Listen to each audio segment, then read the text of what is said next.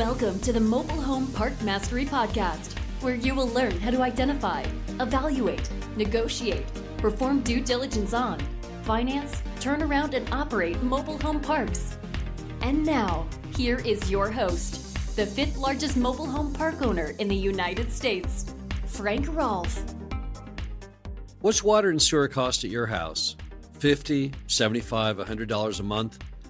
Multiply that times 100 times or more, and you begin to see why water and sewer is such a large cost item in any mobile home park. This is Frank Rolfe with the Mobile Home Park Mastery Podcast, and in this, our episode 3 of a 5-part series on easy turnarounds, we're going to be talking about taking control of water and sewer in a mobile home park. Yes, water and sewer is in fact the largest line item in most mobile home parks, and yet it's really easy to fix if you simply follow the methodology I'm going to go over, and that's why it's an easy turnaround. It's easy because, number one, it's 100% science. 2 + 2 = 4. You can totally master your water and sewer if you use some common sense. Number two, it's totally in your control. You don't have to get any involvement from any of the tenants. There's no market issues like demand or pricing or competitive forces. And number three, the techniques I'm going to go over here have been developed from years and years of practice. We've been doing them for over 20 years ourselves, but we even learned about them for ourselves from moms and pops who've been in the business even longer than we've been. So let's start off with how do you take control of water, sewer in a park? Well, the first item are mainline leaks. Now, we bought a park in Kentucky a few years ago that was running $5,000 a month in water leaks. That's $60,000 a year. At about an 8 cap, you're talking an impact on the value of that property by nearing $1 million. So how could you have $5,000 a month of leaks and not be aware of them and not fix them? Well, mom and pop knew they had some leaks, but they just felt confused and overwhelmed with trying to find where the leaks were or repairing them. So many moms and pops have these large leaks, and they have some kind of urban legend, some kind of myth that fixing leaks is nearly impossible, so why even bother to try? The truth, however, is more different than the fiction. There's a company called American Leak Detection. They're franchised nationwide, and they have their own patented technology where they bring out a sounding device, and it's like a giant stethoscope. It can listen to the hissing noise of water being emitted from a leak in your line, and it can tell you not only where the leak is, but it can even guesstimate the magnitude of the leak. All you have to do is have them come out and do their science to your park. It costs about $750. And then they will flag the leaks and you go in and you fix the leaks. It's not that hard. One thing that really frustrates many park owners are they walk around looking for water pools, thinking that's where the leaks are, but that's not how it really works. When you have a mainline leak, you have very high amounts of water pressure, and that water often finds an outlet, those subterranean rivers that flow under the earth, and they don't surface. So you'll always have little puddles of water, obviously, if you have a leaking riser on a mobile home lot. But with those main lines, which are already often several feet below ground, it doesn't always go up. Just as frequently, the water actually goes down into the earth. So they feel since they can't find any wet spots that they can't fix anything. But the truth is you just got to get to the next level up of sophistication. Now, beyond mainline water leaks, there are other kinds of water leaks. These are the leaks inside of the mobile homes themselves. The most common ones are the toilet flapper valve. And also, sometimes the tenants have leaking faucets, or in some cases we've seen, they let those faucets run 24 hours a day because they've lost control of how to turn on and off the handles. So how do you fix that? Well, here's how you do it. You send a plumber around to the mobile home park at about 10 in the morning on a weekday. At that time, hopefully everybody has gone to work, and there's certainly no one taking a bath at that time of the day. And what you then do is you take off the cleanouts to each mobile home, and you see how much water is coming down. So obviously any leak in that house will be evidenced by water going down the sewer line out to the main sewer line. So you look for those leaks by looking through the cleanouts. What you'll find are there's always, let's say in a 50-space park, you're probably going to have 10 or 20 homes that have water coming out of them while nobody is home and there's no water on other than the leaks.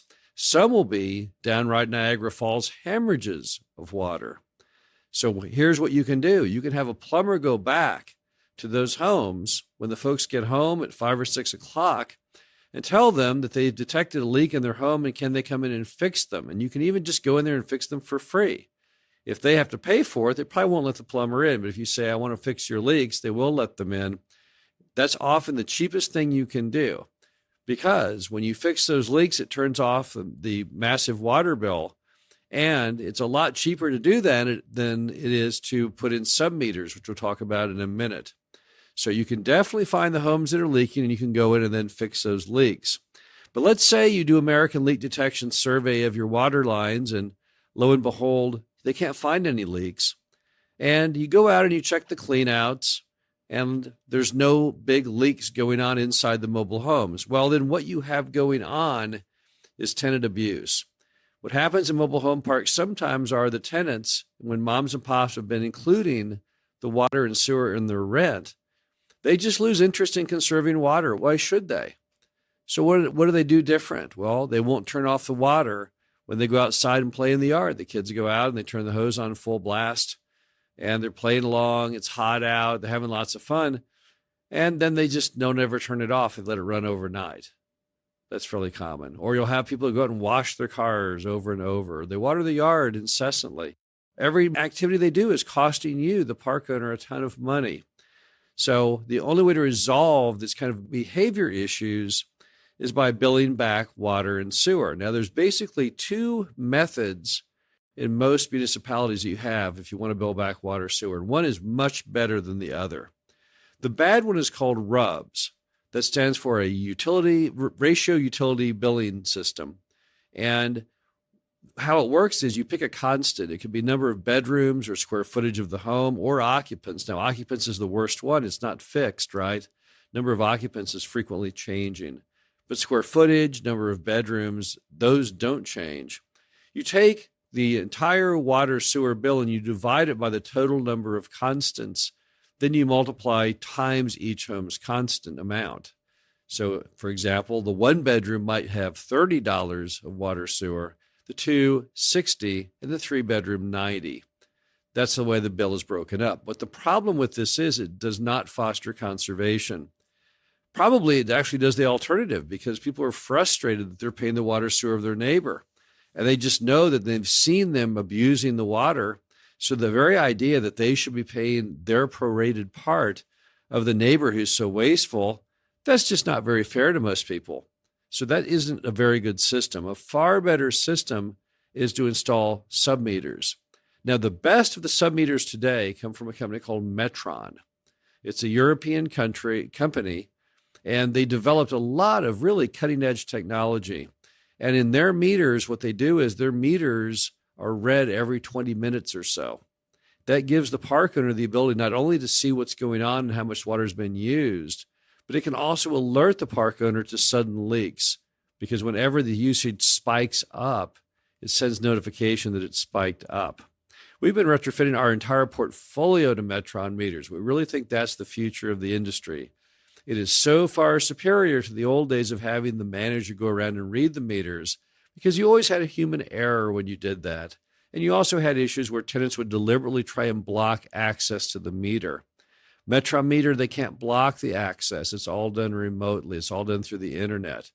And the readings are phenomenally accurate. And again, they're done every 20 minutes, so they're very timely. So we love the Metron meter system. When you install meters and you bill back, here's what happens. Right off the bat, in the national averages, you get 30% reduction in water sewer rates simply by the conservation caused by people paying their own way. It's just a fact of life. Whoever pays the bill is the one who is the most proactively watching over what the expenditures are. So you get a great boost in conservation right off the bat. The second thing the sub-metering allows you to do is to drive out unprofitable customers, or at least make those unprofitable customers profitable. In many mobile home parks, when you install the sub-meters in a 100-space park, you're going to find 10 people who are often spending or nearly spending as much as their entire lot rent just in water sewer. So that what that means is you've been basically paying them to live there for the longest time. And clearly, if you're trying to make money, that doesn't work. The next item is that it allows residents to take control of their own destiny. And I think this is very important. In a world in which people are concerned about ever higher lot rents in mobile home parks, although, as you know, as we've talked about on the podcast, our lot rents are insanely low in the industry.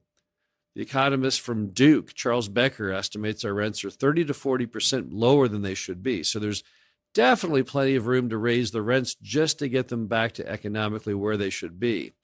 But nevertheless, in that kind of environment, people always want to find ways to keep rents low. Well, here's one of the best ways. If the resident doesn't want to pay a big water sewer bill, they just don't use a lot of water or sewer. So they actually get to control their own budgets. And I think that's really the only fair way to live. And I really think that's the future of America when it comes to utilities. We're a country that is finally getting in sync with the whole concept of conservation. We're becoming a green country. How many solar arrays do you drive by in wind farms? And we're really starting to feel the necessity to take control of our usage of utilities.